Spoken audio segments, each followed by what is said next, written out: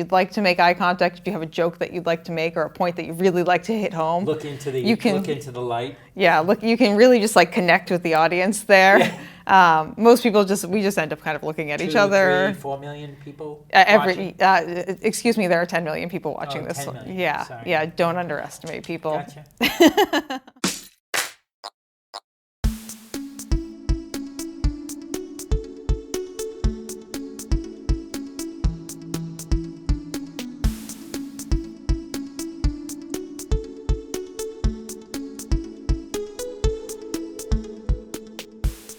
Hello, and welcome to Runnah, running on Cape Cod, Massachusetts, and beyond. I'm Juliana, your host. Welcome back, everyone. And today, I have a very special guest. I have the president of the Falmouth Road Race and also the owner of Ghelfi's, is it Ghelfi's Chocolate Import? What's the total? Ghelfi's Candies of Cape Cod. Ghelfi's Candies of Cape Cod. Yes. Or as everyone shorthand just calls around here, Ghelfi's. Yep. So that's why I didn't know the whole title. And you spelt it right, so thank you very much. Wow, look at you me. Pronounced it right. Okay. Great job. I'm pretty proud of myself because I'm usually really bad at that kind of stuff. You did great. So, but this is Mr. Scott Ghelfi. Welcome, Scott. Thank you, Juliana. Thanks for having me. Yeah, I'm excited to have you. I would say you are probably one of the people I would put in the institution of Falmouth running. You are just part of the Falmouth running scene as like a permanent statue. Here you are. I don't know if I deserve to be there yet. But you're making your way up there. But yeah, I mean, kind of being part of the Falmouth Road Race, you're kind of, you're in the center of it all. So yeah, I've been running a while and been part of the road race a while. So yeah.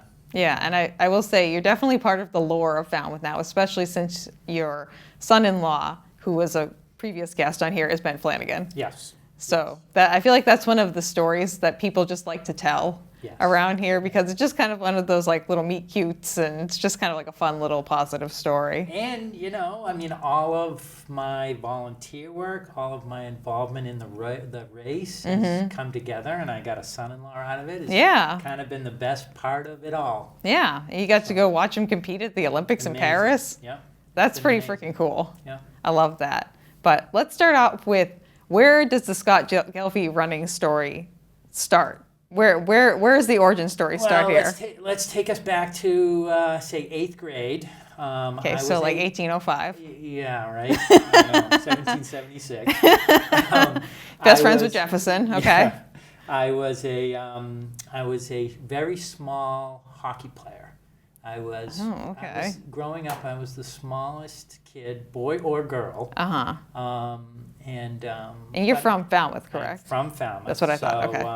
But I thought I was going to the NHL, despite the fact that I was as small as I was. Big dreams.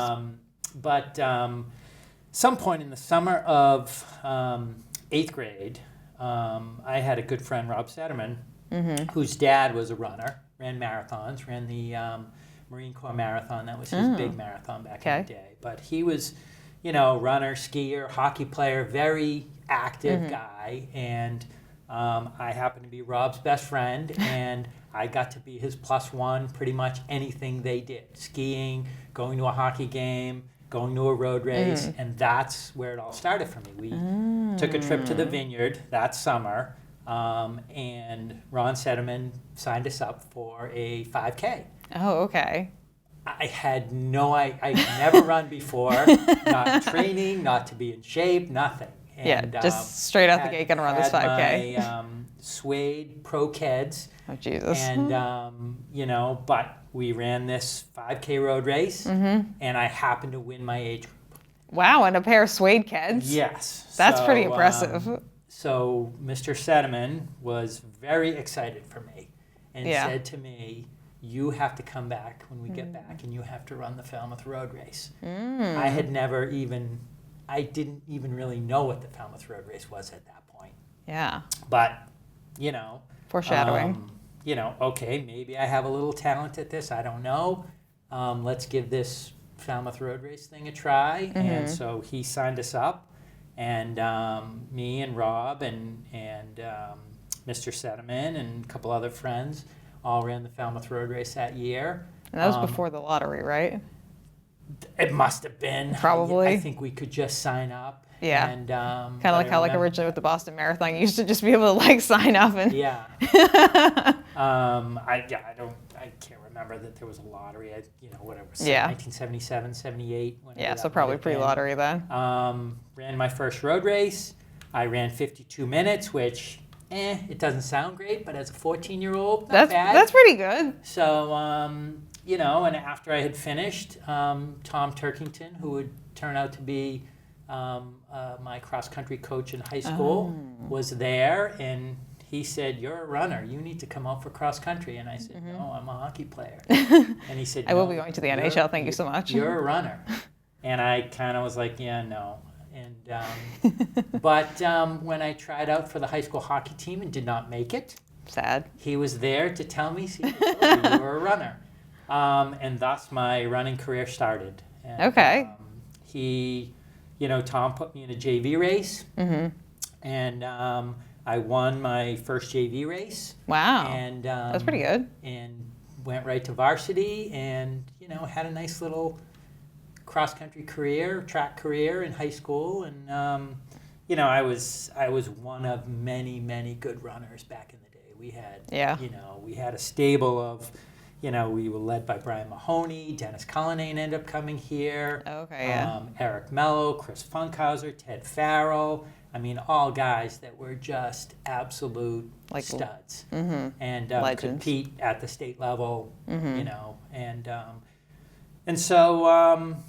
So I was one of a bunch of really good runners that we had, and when we got to my senior year, we won the state championship in cross country, winter track, and spring track. Wow. So that's impressive. So so you're like on an all-star team, just like killing it left and right. You thought you were a hockey stud, but really you were a running stud. So I was never running number one for our team, but I was always in the mix. And, contributing. And had a nice little high school career. I went on to run at UNH. Oh, okay, University nice. of New Hampshire. Yeah, both my parents went there, actually. Did you? Yeah. Nice. Yeah, weird connections, here and there. Yeah.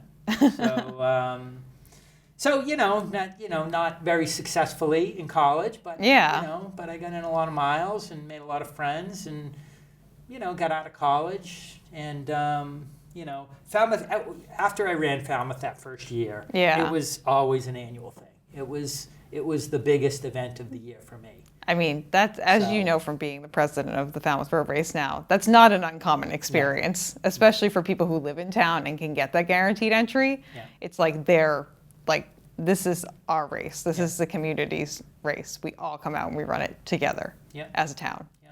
That's just that's the end of it. We're all here. Yeah. Are you not coming? Why aren't you coming? But yeah, it was my Christmas every year. I look forward to that. I tried to better, my times every year, and at some point it was the big deal to get under 40 minutes. And okay, did you do it? I did get under 40 minutes. Nice. And then under 39, and once under 38.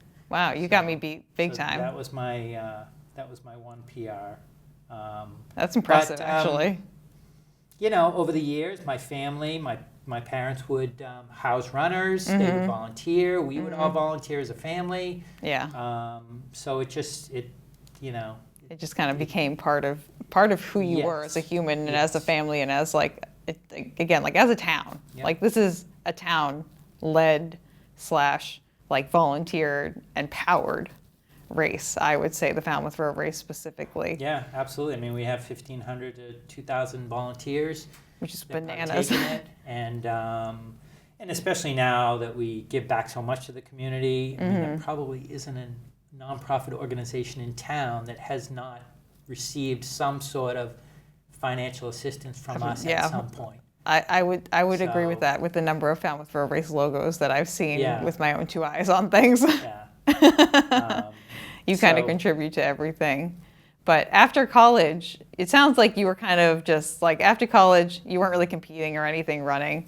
Well, actually, so getting out of college, I did compete for a while. Oh, okay. So I probably spent I have to figure out when my kids came. My kids that was the start of, my running career kind of coming to an end. Piddling out a little bit. Until I rejuvenated it again in my later years. But I did, I ran my first marathons. Cape Cod was my first marathon. I ran New York. Nice. I ran Boston. I ran Chicago. Awesome. So I did a bunch of marathons, ran a lot of road races. Got pretty competitive. And but then, kids came.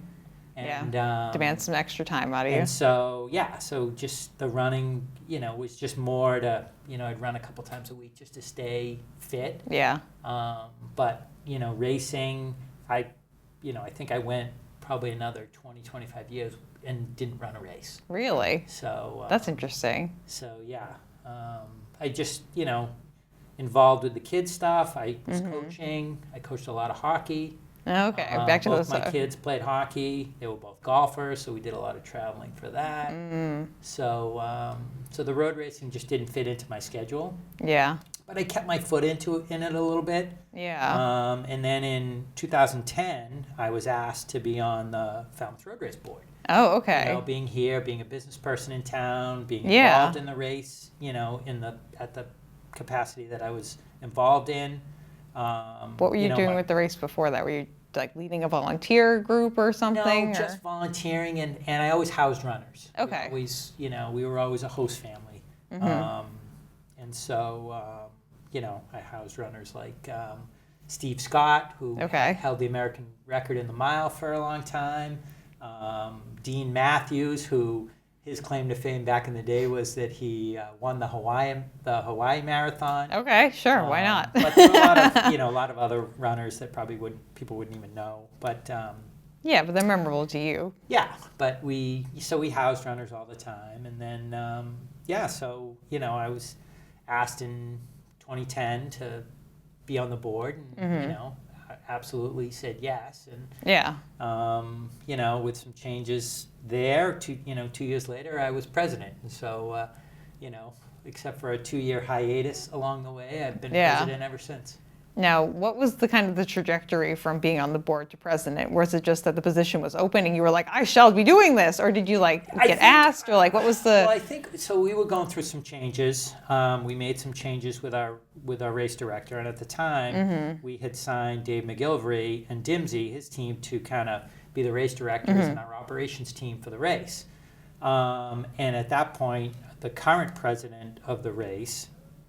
Who was president before you, Scott? Christine Frazier. Okay. And so she got moved to she was, had a talent for sponsorship sales. Yeah. And so she moved to that, and that left the void at president. And I think everyone on the board kind of looked at each other and like, okay, who's going to be president now? And you were the only one who was like, I'll do it. And so I don't really remember how it all shook out. If someone nominated me or. You just kind of ended up there. But I know walking out of there, I was president. You know what the end result was.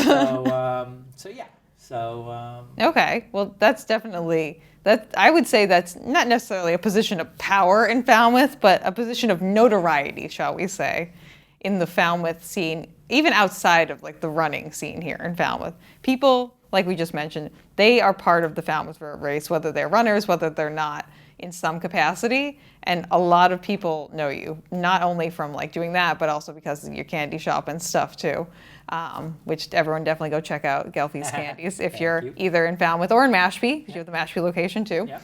But I feel like you're just a known person in Falmouth, regardless. Yeah, I mean, I grew up here. My mom especially was very involved in town, so she got certainly our name out there back in the day.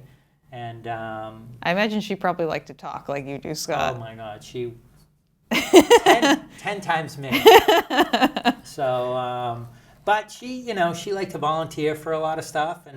And one fun fact is my mom and a few other running moms back in the day when we were in high school, they were called the Hardcore Mothers. Okay. And they started the Main Street Mile. Oh, really? Yes, it was my mom, Avery Funkhauser, Muriel Farrell, okay, Shirley Cullinane, and probably a few others that I'm forgetting.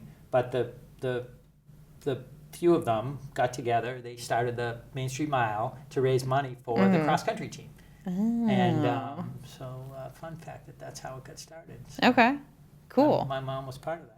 Is your mom still around? She is not. Oh, okay. I was going to say, I would like to have her on the podcast, but like Nope. we're getting into that zone where like I know I'm getting older, and like Yeah. I went to visit my parents the other day, and I was like, you are getting older. Yeah. And like I know that some people who are a little bit older, their parents are not here anymore. So sorry about that, Scott. No, Dad's still But- here, but Mom moved on a few years ago, and she that's was never a bummer. runner, but she was Passionate about that. She loved the road race, and she certainly was up for volunteering in any way, shape, or form she could. Yeah, So- it sounds like to me you've kind of learned a lot from like watching your mom do things like that too, like just kind of like leading by example, like showing Yeah. the value of volunteering and being part of the community. Yeah, I never, it wasn't anything I consciously was trying to copy her, emulate it. Yeah. Just kind of people ask you to help, and you do. Yeah, And Yeah. so my mom never said no, and I guess I'm similar in that way. yeah, and I mean, and you can probably attest to this too. Generally speaking, for the most part, you get a lot out of volunteering. Oh, yeah. I mean, it's especially. I mean, I love the road race. I mean, I would. I would imagine you do. It's a completely volunteer situation. I love to be part of the board that I'm on. We have a great group of 7 of us, and I love working with the staff. Race week and So much being fun. part of all of the volunteers and having the elite runners come in. Yeah. I mean, I'm a total running nerd, so I know most of the not personally, but I know of almost all the elite runners. So when they come in, I know who they are, and Well, we have some pretty big names that come through here, oh, it's amazing. which is wild to me. Like we go from like somewhat of an unknown entity in the entire world to being the center of the universe for Yeah. like 3 days, Yeah. pretty much. Yeah. Wild. Yeah. So you're president of the Falmouth Road Race. What does that even entitle? Like what are the job responsibilities for said president of the Falmouth Road Race? Well, I mean, I pretty much oversee everything, but mostly I oversee our board first of all. I run our board meetings. Okay. We make sure that we have a handle on our budget. We, the staff answers to us. Our executive director now, Megan Faulkner, Yep. answers Love to Megan. our board, namely me. I'm kind of the go-between between the board and her. Okay. I'm just kind of overseeing and kind of have my hands in pretty much Everything. everything. Just kind of yeah. making sure everything is like everything seems like it's going okay. Just Yeah. checking in with people, seeing how they're doing. I mean, we have a budget. Our budget is our Bible, and we follow that I would as closely imagine. as we can. We set that for the year, and then we follow that, and and then we have our philanthropy, and so I'm in charge of our philanthropy and making sure. Are you? Yeah, that we we have our grant committee, we have our scholarships, we a lot of requests come through me, and I'm able to donate to different. To the Berlin Marathon Fund for There you Juliana, go. which was You great. know, Thank you very much. Make donations similar to that. So yeah, it's. That's a really cool role to have. And I know we talked about already too. You guys have donated to so many things in town, like so many organizations. Do you have any like maybe favorite stories or like maybe anything notable things that you guys have donated to over the years that maybe stand out to you or? Well, two things come to mind right away. Okay, go for it. Is that my vice president is Bob Antonucci. Okay. So the gym floor at the high school is the Bob Antonucci court. Oh, So I thought you were going to name it the Bob Antonucci gym floor. I was No, like, this feels well, a little bit it's unceremonious. the floor is named after Bob. Bob was a superintendent of schools here in Falmouth, and in my mind, Bob is the most respected person in this town, and I'm like so fortunate to be able to have him work with me on all of this.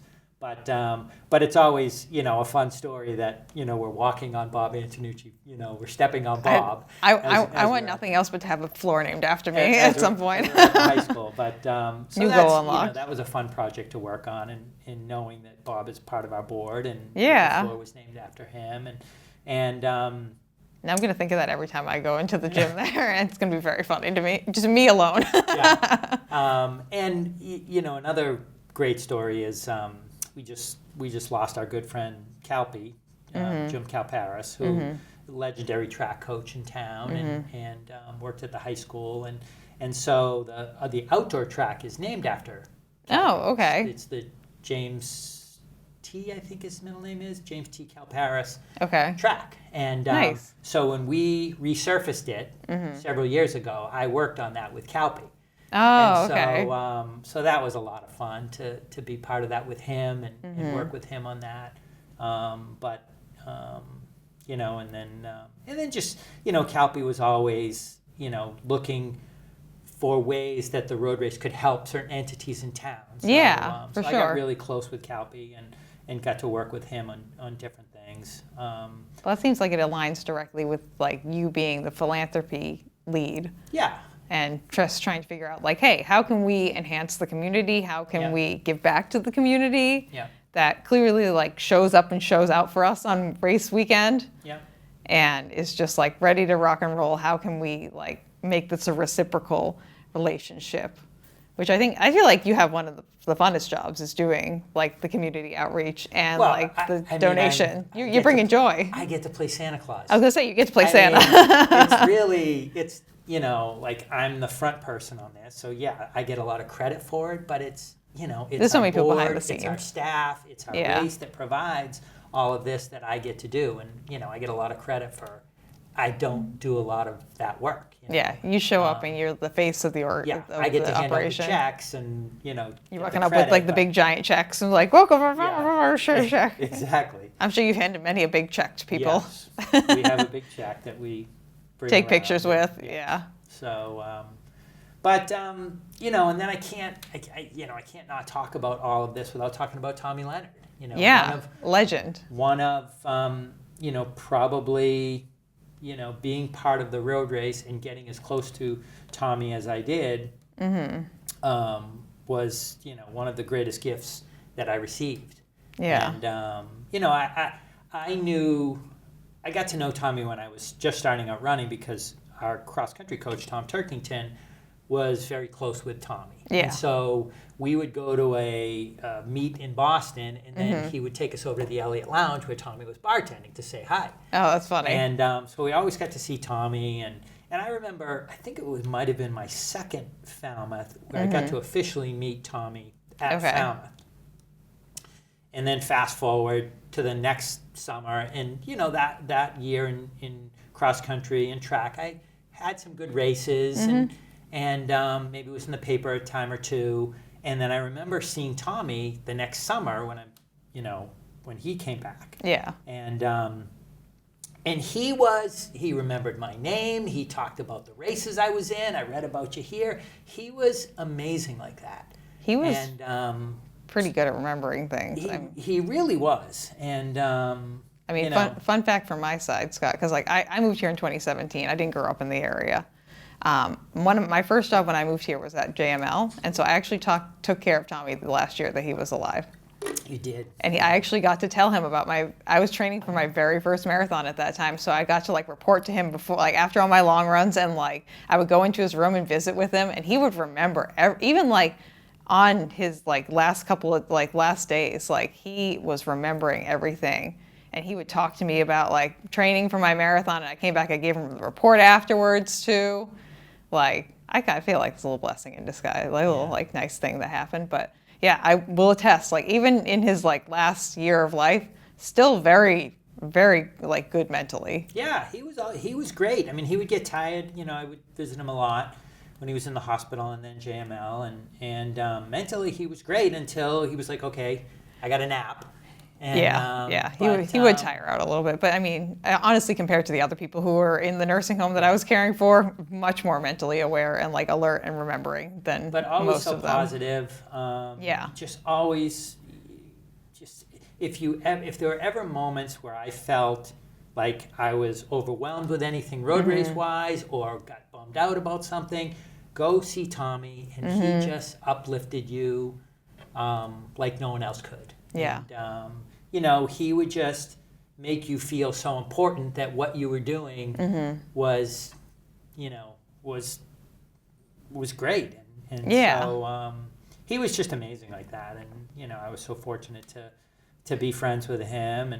And we got to take him up when Boston dedicated the bridge to him. There's a bridge up in Boston that you run under, I think, with 2 miles to go in the marathon, maybe a mile and a half. Yeah, I think I know what bridge you're talking right near about. The Elliott, where the Elliott was. But that year that they dedicated the bridge to him, we got a bus. We had a whole crew of people that went up on the bus, and we got Tommy up there and wheeled him in the wheelchair. Aww. And that's sweet. So that was a great day, and he's certainly missed, but I try to keep that energy in the forefront of my thinking when I'm doing all things road race. It's kind of like believing in the best in people. Yeah. And just being that person who's like, we got this, friends. Yeah. I mean, he was just an amazing human being that, he was never married. He didn't have kids. He grew up in an orphanage. Yeah, I remember reading that history on him. He really, he was a bartender. He never owned a house. He never drove. When he was young, he realized that he had a choice. He's like, I either have to quit drinking or I have to quit driving, because they do not go together. So he quit driving. Because he loved his beer. Oh, Jesus Christ. So he never drove, and he relied on others, but he always, his enthusiasm and his just love of people, and I mean, he had his funeral filled the wake they had in the church. I've never seen that before, because it was such a big wake.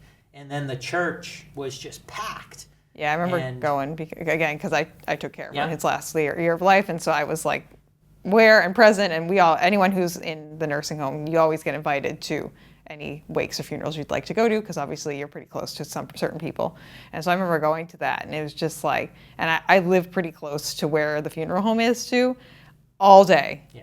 It was like a Beyonce show or something, or like a Taylor Swift show almost, the number of people who were coming through this funeral and the wake and everything. Yeah. It was, I feel like it just goes to speak to the fact that like, you can live an unconventional life, kind of like Tommy did, but it's that kindness and that like love and support that really like draws people to you. Yeah. Like if you're kind to other people, you're just gonna bring other people in. Yeah. And it's just like, clearly Tommy did that. Yeah. And he had an amazing way of, I feel like I was his best friend. Yeah. But I think, a lot of other people probably felt that way too. Everyone thought you were just Tommy's best friend. Yeah. And he just made you feel like that. And, and the kindness, funeral respect was just a testament. And, I just remember standing there and, I'm like, I got Dave McGilvery, I got Joni Benoit on my shoulder, Frank Shorter's there, Billy Rogers, you got Steve Jones, amazing athletes over the years that came in contact with Tommy that came out and paid their respects. And I mean, the list goes on and on and on of just the who's who in the running community that came out for that funeral. It was amazing. And I'm sure there's hundreds of people who are no names too, for the most part too, who just like, Tommy had the same level of impact on Bill Rogers as he did like John Smith or whoever it is that shows up there, because he treated everyone with the same level of kindness, respect, and listening that just made you feel seen and heard, which is, I feel like, an invaluable skill, to be honest. No, he was amazing. Yeah. So never forgotten. We will never forget him. Yeah, well, and he gets honored every year at the road race in some capacity. And it's nice how we have like the little mini Tommy heads on the road now too, which is kind of fun. Mm-hmm. Yeah. I think that's kind of fun. That's a fun little, like, whoever did that little graphic design, I think it did a great job. Brilliant. Yeah, fantastic. It was, having his little stash. Yeah, it's really cute. It looks just like, you know exactly who it is when you look at it. Yeah. And we have the statue of his hat that's right across the street from the quarterdeck now. Yeah. Which is great. Is named in his honor. Mm-hmm. We have the plaque down in Woods Hole. Yep. And there's a Tommy Leonard bench at the Heights. Oh, yes, you're right. Still there. It's a little beat up. Needs a little help. Maybe needs to be zhuzhed up this year. Yeah. Put that on our to-do list for some point. Yeah, and then we have Tommy's place that that is named Yeah. after him. Yeah, and So does the road race have like any direct connections with that? Is that something that you do things with, or is that well, like we, its own you know, entity? we have certainly donated it to them financially, but no, we don't really have any connection. Except for the fact that it is like in the name of Tommy Right. Leonard and in Yeah. the spirit of Tommy We Leonard. but we support them and and help them any way we can. Yeah. For sure. I think that's fantastic. And it's, I mean, obviously Tommy Leonard has played a pretty positive role in your life, like, and a pretty positive influence, and I think that's great. And it definitely, for you, and I know for a lot of other people, has translated into like the road race and having like positive views of that, and like also the Falmouth community, which I think is fantastic. Yeah. So, thank you for sharing those stories, Scott. You're welcome. So, but we talked about like the charitable side of being the president of the road race. We talked about Tommy Leonard. I guess for me, what's your favorite part of being the president of the Falmouth Road Race? If you like could pick one thing, and I know this is probably going to be hard, Scott. If you could pick like one, maybe two things that you think are like the best part of being the president of the Falmouth Road Race, it could be just something small. You're like, yeah, I get to hand off like what is there a trophy for winning the Falmouth Road Race? I wouldn't know. I'm not going to win We it. have medals. Okay. Let's say I'm never going to win it, so I don't really know. Yeah. I mean, honestly, we could ask Ben. I know, right? I mean, he's won 3 times. He'll know. I know. I mean, that talking about Ben, that that could segue into perhaps my favorite road race moment. But as far as my favorite part of it, it's like when that expo starts and you walk into that and all the people rush in after their numbers and everyone's there volunteering. I mean, it's just, it's just such a cool moment because you've worked all year for this week and, you open that door the first time and there's a line out the door and it's crazy. I love it. I mean, the expo goes on all weekend, but people are lined up. They're ready. At Thursday afternoon to come in because they want to get their number first. I mean, that's just, and seeing all the volunteers is just, but, having, all of this and all of the, effort that I put into this, to think that I have a son-in-law out of this through my interaction with the road race. Yeah. And for people that don't know, I mean, the story has been told many times over. But for those that don't know, Ben was a University of Michigan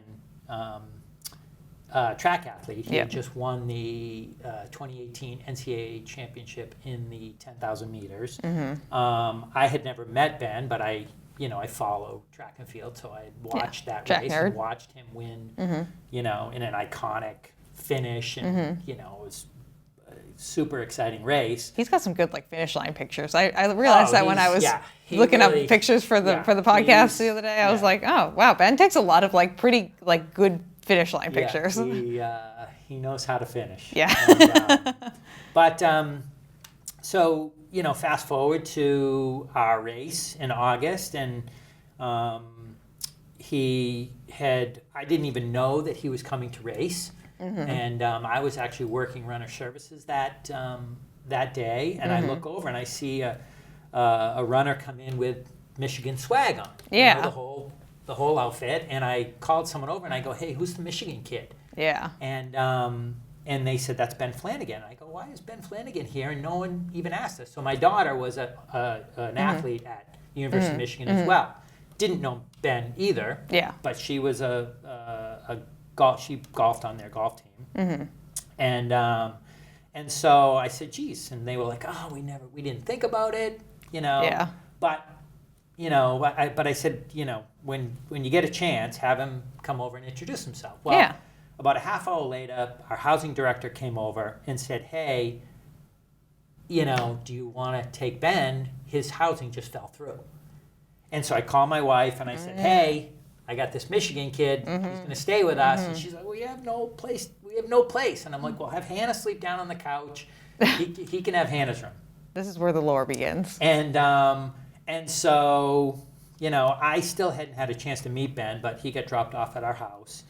And everyone was out. We have a tennis court, pickleball court in our yard, and everyone was out playing.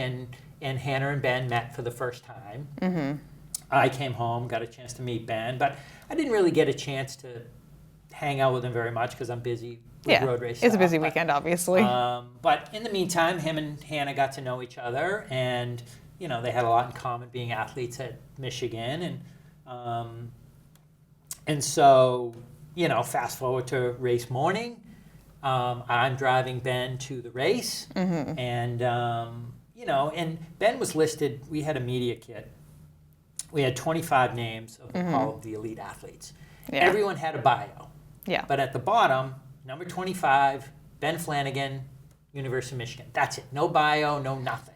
You're like, great, I know so much about this kid who's staying at my house, and I've interacted with maybe 3 times this weekend so far. I mean, I knew of Ben, but I didn't think anyone that was in college really had any shot of winning our race. Yeah, because he wasn't like a pro-sponsored athlete or anything at that time. He's just a very, very good but college athlete. Correct. So I'm driving him. We have arrangements I'm going in early, so I'll drive you to the bus. Yeah, you're like, good luck, kid. Slap him on the back, kick him out of the car. So I'm in the car with him, and I'm like, so how you feeling? How you think you'll do? And he's like, well, I'm feeling pretty good. I've been running well lately, and I think if I'm in the mix at the end, I think I can win it.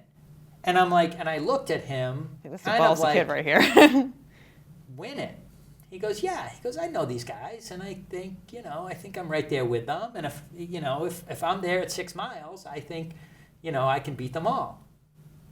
And I'm like, okay. So I started thinking, okay, he's never been on the course. He needs to know a bit about what's going on. So I kind of quickly went over the course with him.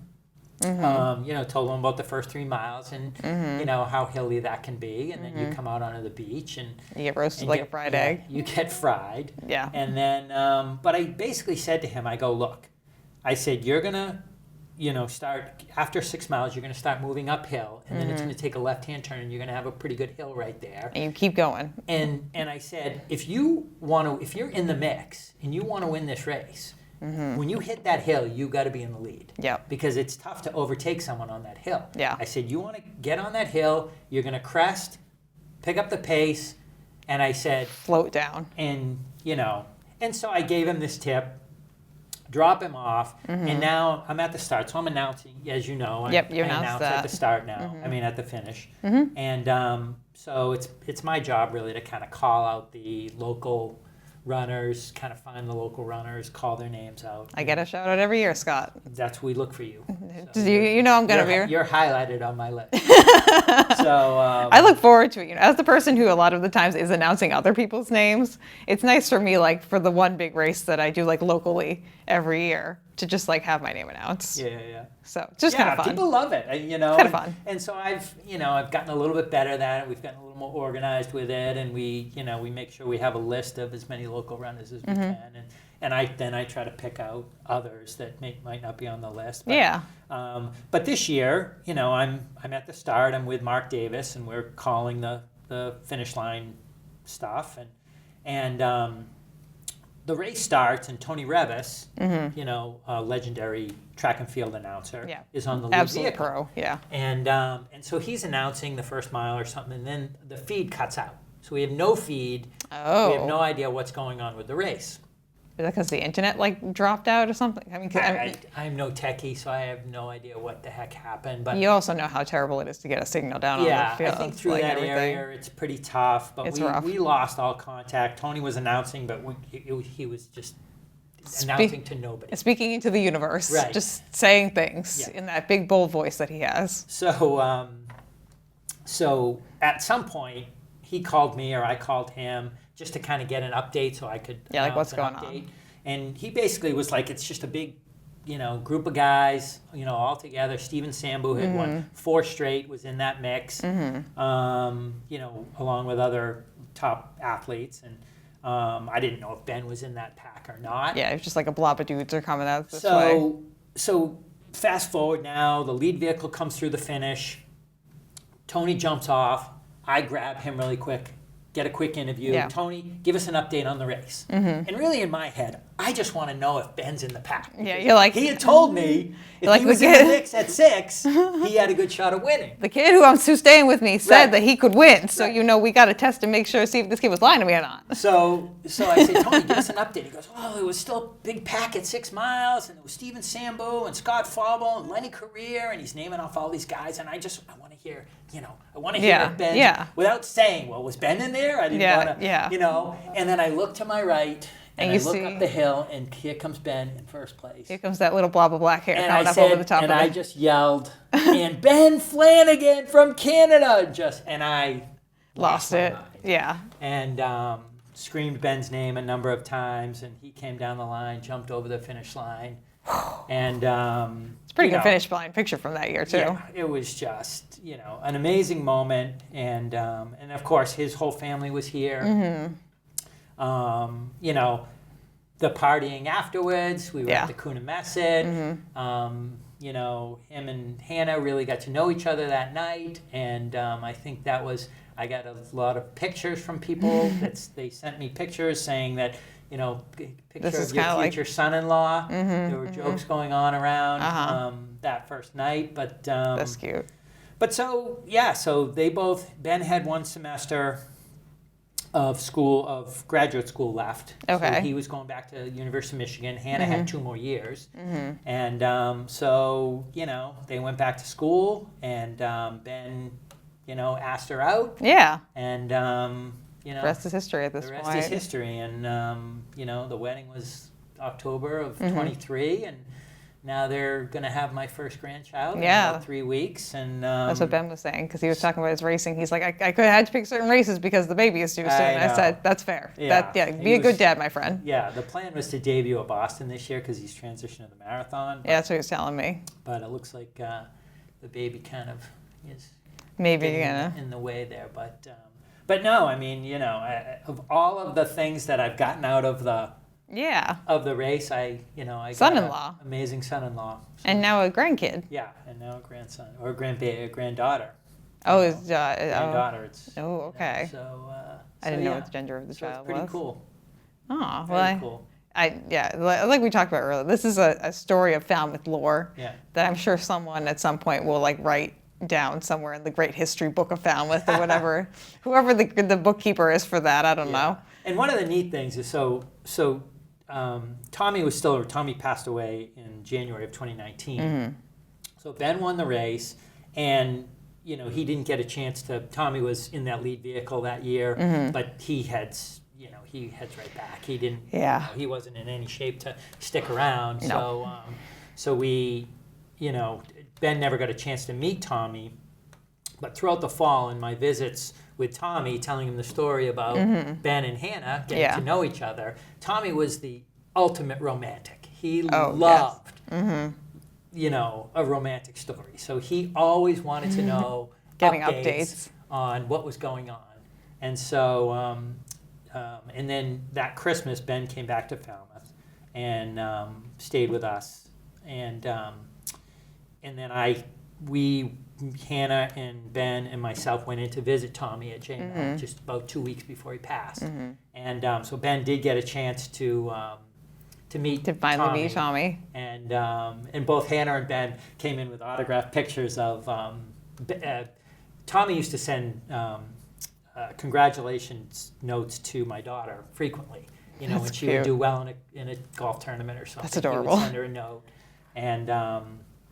And so both of them came in with autographed pictures of themselves to hand over to Tommy. And Tommy, being kind of confused at the end, had a Michigan State T-shirt. And so he had somebody bring the Michigan State T-shirt to him so he had it sitting on himself. On top of himself, when they came in, not realizing that they went to the University of Michigan, not Michigan State. That's funny. So I have this picture of Tommy with a Michigan State T-shirt with Ben and Hannah Ben and Hannah to on each side. So, but Ben got to meet Tommy near the end, which was nice. And that was a big thrill for Tommy. So that's a really awesome full circle moment there.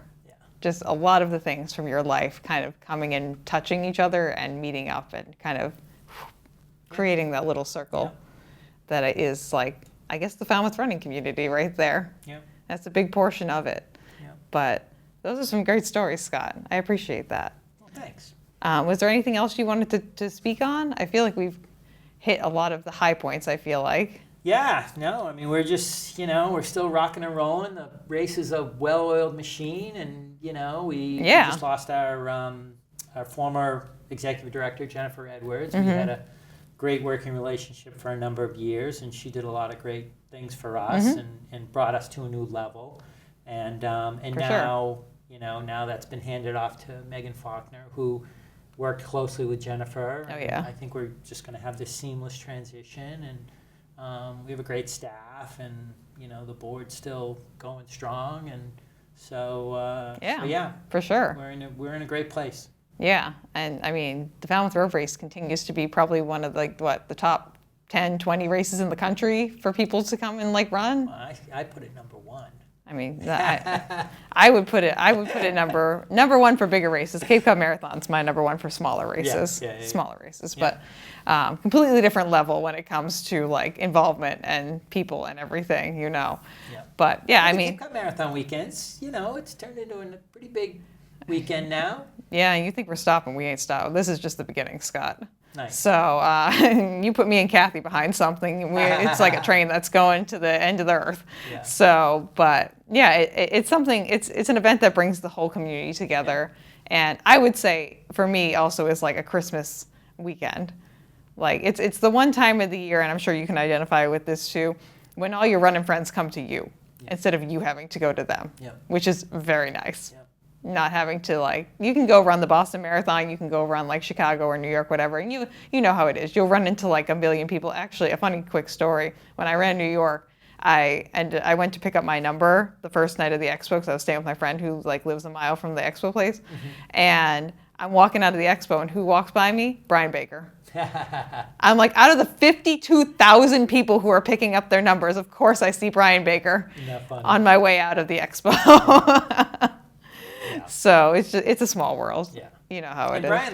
Brian does the Cape Cod Half every year. Every year. Falmouth Road Race every year. Brian and I went to World Championships together in Oregon. Oh, okay. And, nice.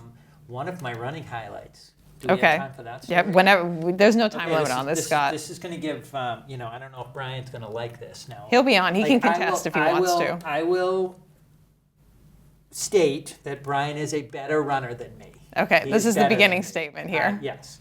This means the story can only go one direction. When we were in Oregon, we signed up. They had a 5K that was connected to the World Championships, and it kind of started with the World Championship Marathon. The marathon took off, and then the runners for the 5K would jump in behind, and we started right behind the marathon, and the marathon would take out on the course. We would finish this 5K course. Okay. And thousands of runners. Yeah. And, both myself and Brian ran, and a couple of other of us that were there. Mm-hmm. And if I have anything over Brian, I think my leg speed might be a little quicker. Yeah. So I thought to myself, okay, I'm just going to keep Brian in my sights. He's not going to know that I'm there because he's better than me, and he's going to take me for granted. But I hung on him, and he wore his watch on his right hand, and he would always look at his watch, and I hung on his left shoulder. A strategic move there. Strategic. So I just hung there the entire race, and then with about 200 meters to go, kick. I went full send, and I got the dub over Brian. There you go. So did you win an age category thing or anything? No, I just won the mano a mano against Brian. So would have hit it home a little bit more if you could have been and I won the age category for that one, I don't even, maybe I don't even remember, actually I'm not even sure they had age group. It was more of just kind of being part of the World Championship atmosphere, and they had this race. Mm-hmm. And of course, there's that competitive spirit that there's not anything to win, but I will be winning. Yeah. So so fun story with Brian. I mean, probably the only time that I've ever beaten Brian, probably the only time I ever will beat Brian. Yeah. But I I mean, you know. samesies. Like the only times I've run faster than him is when he's been injured. So So yeah, it's fair. So, but he's been a great friend and someone great to run with, and he's always optimistic and positive. And, Yeah, he's a good upbeat dude, which is great. So we've had a lot of good runs over the years, and yeah, we'll have him on the podcast too. And next time he comes down here from New York, we're gonna have him on the show. Great. So that way he can come in and give us his. Yeah, he's got a lot of great stories. So. Yeah, his like 40 some odd years of running the Falmouth Road Race consecutively that he's got going on. He has that singlet where he replaces the number on the back every year. Yeah. And I'm just like, okay, great. Yeah. I think I'm on like 11 this year. Yeah. I don't know. In fact, he owns a house in Falmouth because of the road race. Oh, yeah. Yeah. Him and Carolyn will come down here and they'll stay, which is great. Yeah. And they got their dog, Maeve. Yeah. May. Yeah, is it May? It's May. May? Yeah, could be either one. Yeah. I don't know. I'm terrible with names, Scott. I'm the worst, so it is what it is. But yeah, that's a fun little story too. But so for the road race, when does registration open again? Do you remember? May 1st. May 1st. So first week is Falmouth residents. Yep. And then it's the general selection after that. Yep. For 2 weeks. And Yep. We're rocking and rolling. Yep, and if you're a resident of Falmouth, you do, if you can prove your residency, obviously, you do get guaranteed entry. Yep. Still have to pay the price for the mug and the bib, but you do get a guaranteed entry. And if you are not a resident, you go into the lottery. Correct. Yep. Which I will say is like a pretty fair lottery compared, like, I feel like it's completely random. I mean, I feel like I've entered other races where I've not gotten in for like a super long time, but like when I ran Falmouth, because fun fact, Falmouth Road Race was my first road race ever. I did it in high school, I think. Oh, wow. Maybe? No, college. Yep. College, something? I don't know. And weirdly how I found myself back here. Life is weird. Yeah. You already know that. But yeah, I feel like it's a pretty like, I tell people if you haven't, like from my own understanding and my like gathering of data mentally, just me, if you don't get in the first year, probably in the next 2 years, you'll probably get in. I feel like 1 out of 3 is probably a good odds to give it. Yeah. For and the if road someone race. has, if the random selection doesn't work for you for a few straight years, and someone contacts us, and we want to give everyone a shot at it, so we might make exceptions in certain situations like that. Well, and you can also run for a charity too. Right. We have our charity program, our Numbers for Nonprofit, that there's over 3,000 bibs involved in that, and there's so many. We have over 200 charities now that that's a great way to give back and to help a lot of these charities that need help. Yeah, so, I know a lot of the charities too. Like the fundraising minimum isn't super high. It's like $500, $700. Yeah, every nonprofit can set their own limits. Yeah. And and a lot of nonprofits are just small. They have 5 bibs. Yeah. And they're always looking for runners, and so there's always an opportunity for someone to get in that way. Yeah. And I will say, just from running the race, and I'm sure you'll probably agree with this, Scott, it's a very fun race to run. It's a very fun race to run. Absolutely. I become the mayor of Falmouth for about an hour because everyone who I run by is like, Juliana! I'm like, yeah. Yeah, it's a blast, Because it's just our neighbors. Our neighbors are out there cheering. That's what it. People are like, everyone knows you. I'm like, yeah, because that person lives down the street from me. That's the person I see at the grocery store every day. Yep. Like every time, it's just like these are my neighbors. Yep. This is how they know who I am, because they also live in town. Yeah. And it's a tradition for people to come out and stand at the same spot every year and watch the race. And a lot of people have their own little water stops that they like to. Or the guy with the hose, or like. Right. So I look forward to the gentleman who's on like the S curve, the curve on Surf Drive, like right past where the inn is, right there. Always standing on his lawn with the hose on the ladder. I'm just like, I look forward to that because I know that you're there and I am ready for it when I come off a Surf Drive. Yep. I'm ready to get hit by a hose. But it's a lot of fun too, and we have like the cheer zones and stuff too. And it's just a lot of fun. Yeah. So, a lot of bands. Yep. So, it's a party atmosphere. Yeah. So if anyone's ever thinking about running the Falmouth Road Race, just do it. Yeah. Like you're not going to regret it. Yeah. If you're a Falmouth resident and haven't run it and you're still able to. Yeah. Who are you? Yeah. Right. Losers. Come on. If you live here, this is a requirement of your existence here in this town. But it's a lot of fun. Yep. So, registration open on the 1st for residents and then the next week for the non-residents. Yep. And we'll look forward to running it again this year. Absolutely. Be a lot of fun, Scott. Yeah.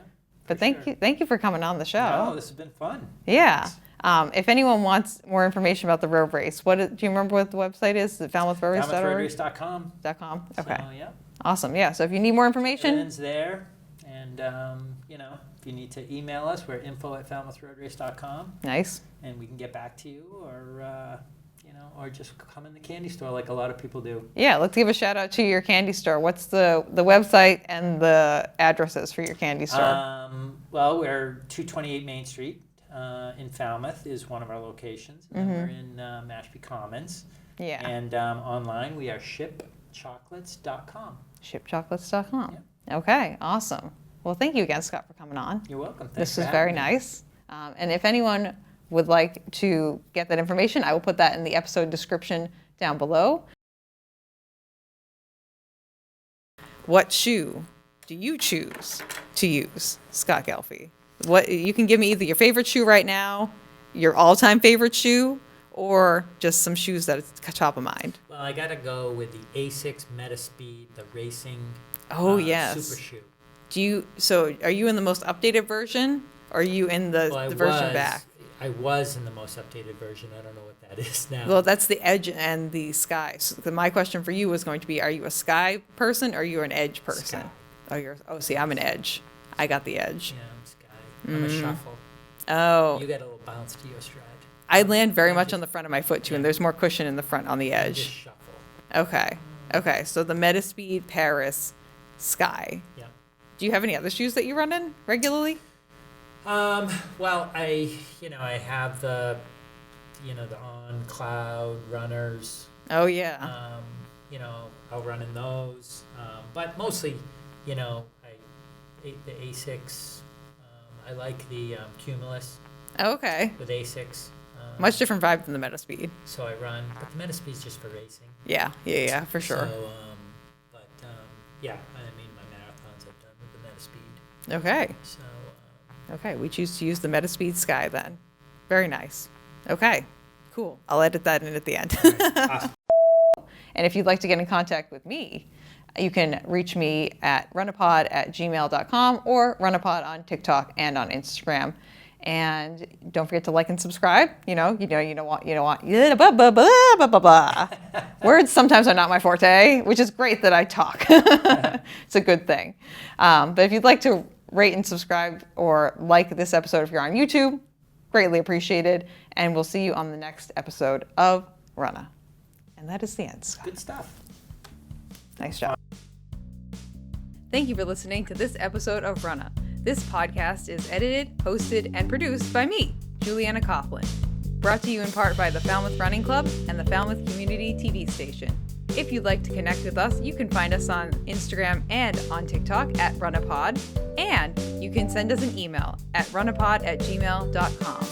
And our original theme music was brought to you by the one and the only wonderful Jeffrey Hutton. And keep up the great work. I'm proud of you.